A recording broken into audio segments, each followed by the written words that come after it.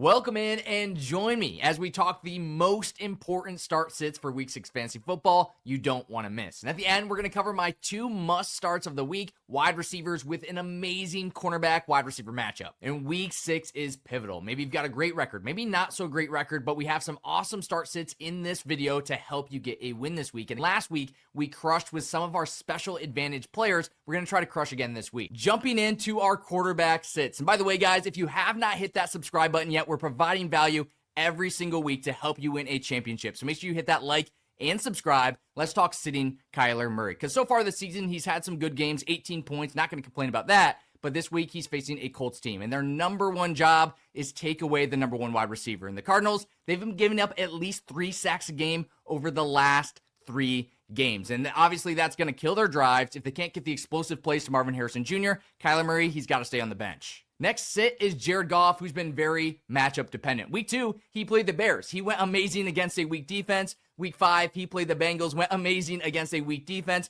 But all of the other weeks, he's been under 15 fantasy points. And this week, he's facing the Kansas City Chiefs, who've done a great job limiting opposing quarterback. Part of that is a solid defense, and part of that is also their offense running a lot of clock in these games, not giving as many opportunities, so I'm leaving Goff on the bench this week as well. Our final quarterback sit before we get to the running back sits is Daniel Jones. The main thing I want to look at here is his rush attempts per game. You'll see each week it has gone down. Week 1, 7 rush attempts. Week 2, 6 rush attempts. Week 3, 4 rush attempts. In the last 2 weeks, he's had 1 rush attempt each. And if he's not going to run, he's just not going to be as trustworthy for fantasy football. Our first running back sit is Chase Brown. I know a lot of people are excited about Joe Flacco joining the team and how much he passes to the running back. But if we look at Chase Brown just last week, he had 7 receptions and still only scored 12 fantasy points. Even if he's getting highly targeted by Joe Flacco, he's just not reliable for fantasy football with how bad this offensive line is. I'm also sitting Ramondre Stevenson. I know there may be some people who want to start him because he scored 2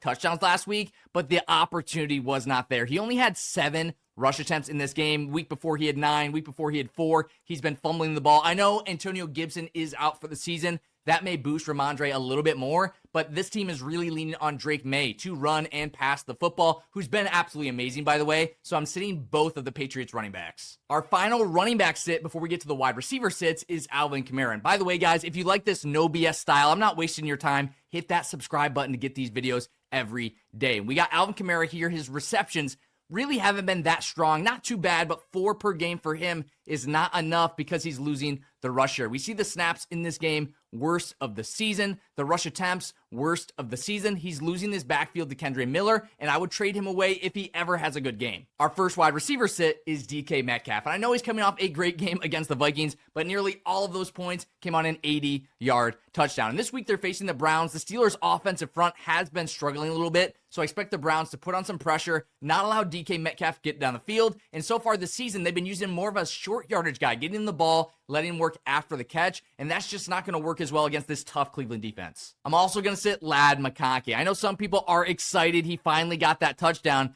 but the reception numbers are about the same as you've seen this season. The target numbers about the same. The receiving yards about the same. The only difference in this game is he got the touchdown. And so far, that's been Quentin Johnson. That's been Keenan Allen. That's been the running backs as well. Ladd McConkey hasn't really scored, even though this team has been scoring a lot. So I'm not going to trust him this week against Miami. Our final wide receiver sit before we get to the tight end sits is Chris Godwin. I was really encouraged by his first game when he had 10 targets, but in this last game, he only had 4 targets. Emeka Egbuka is absolutely dominating. So until Chris Godwin starts to see the receptions actually tick up, even if he keeps getting decent target share, I'm going to leave him on the bench. Our first tight end sit is Sam Laporta. Now, he's an okay start this week. I'm not going to say he's a must-bench player. He did have 20 points last week, but the reason I'm not excited about that is that his receptions, his targets, they're about the same as they've always been this season. He just happened to have some bigger plays in this game. That's not going to happen every single week, as we've seen. The other thing is there's a couple starts I'm going to have in the start section that you got off the waiver wire that I would start over Sam Laporta. Our second tight end sit before we get to the quarterback starts is Kyle Pitts. He's another player that I'm saying, if that's your best option, definitely play Kyle Pitts. He's had some good games this season. He looks a lot better than he has in the past, but this week he's playing Buffalo, who has been tough against the tight end. And some of the starts I have, again, you got them off the waiver wire, and they're just better options. Our first quarterback start is Mac Jones, and he may even be on the waiver wire in your league, because look at these performances against the Saints, over 20 points, against the Rams, over 20 points. Even with the injuries he's got on this team, he's scoring 20 points in most of his games so far, and I think you can lock him in this week. Our final quarterback start before we get to the running back starts, and don't forget about our 2 start of the week wide receivers at the end, is Drake May. So far this season, he's been awesome for fantasy football. Now, week 5, I know that was a little bit disappointing, but if you watch the game, he was an amazing real-life quarterback. So that's the kind of player you do have to start week in and week out. There will be games where he just passes amazing and they rush in the touchdowns, but most weeks, he's going to be an amazing start. Our first running back start is Rachaad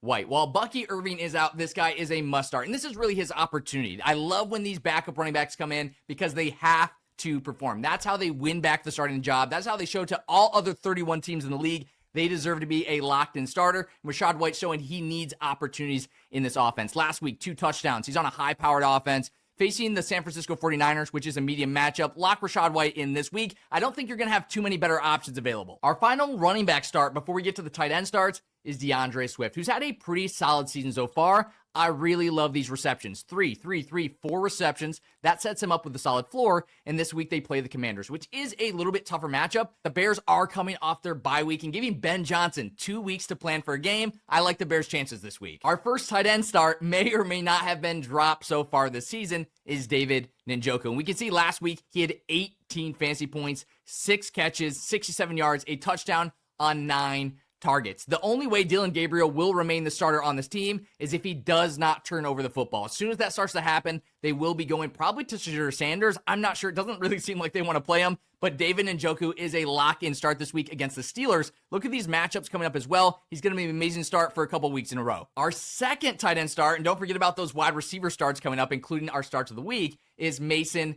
Taylor. He may be the waiver ad of the year this year. There's been a couple, but he is locking in as one of them. We look at his target share. I want to show you guys this every single week. 1 target, 2 targets, 6 targets, 7 targets, 12 targets, 26, 27% target share. Last 2 weeks, he's been the number 1 targeted tight end in the NFL. And you got this guy off the waiver wire. This week they're playing Denver, but that means Pat Surtain, he's on Garrett Wilson. They're going to have to go other places with the ball. Justin Fields, Breece Hall, they're going to try to carry the load as much as they can, but Mason Taylor will be that safety blanket in the short yardage. Our final tight end start before those wide receivers is Darren Waller. Welcome back to Darren Waller, by the way. He's been amazing for fantasy football, especially off the waiver wire. And the thing that you'd love to see the most is this route rate increasing. He's coming off a long absence from the NFL, a little bit of an injury as well. We see 40%, then 64%. He's going to keep increasing that snap share, which his targets and his fantasy points are just going to keep going up. Now, our first wide receiver before we get to those starts of the week, and make sure you hit that subscribe button, by the way, if you've been enjoying this no BS video, is Courtland Sutton. I know you're probably starting him, but I just want to point out that your app under projects him every single week. Week 1, week 2, week 3, and week 4, he crushed the projection your app has for Courtland Sutton. That's why you want to use the Walter Picks app, not Sleeper, not ESPN for your projections. Walter Picks has been proven to be 17% more accurate. You can grab that in the profile, free trial with code NOBS. But I just want to say you do need to lock in Courtland Sutton this week. He's been amazing, outscoring his projections, so don't let those poor projections in your app set you down. Our first start of the week with an amazing cornerback matchup is Deebo Samuel. So the person that's going to be guarding Deebo Samuel has been letting up so many fantasy points. So even though the Bears are ranked 20th against wide receivers, Deebo Samuel himself has one of the best possible matchups. And so far this season, he has been elite. 7 catches. He didn't do the best against the Raiders, but then 6 catches, 8 catches. He's been awesome all season long. His route rate has been elite. His targets have been elite, especially while Terry McLaurin is dealing with injury. You have to be locking in Deebo Samuel in your lineup. Our second start of the week with an amazing cornerback matchup is Xavier Worthy. And he's someone that does not need an easy matchup to do well. We look at his targets in this game so far. 8 targets, 9 targets. He's got a great matchup against Detroit where they're going to need to pass. And with an amazing matchup, you have to lock in Xavier Worthy. Those are your no BS starts and sits for week 6. Hit that subscribe and like to get this video every week and drop any of your start sit questions down in the comments.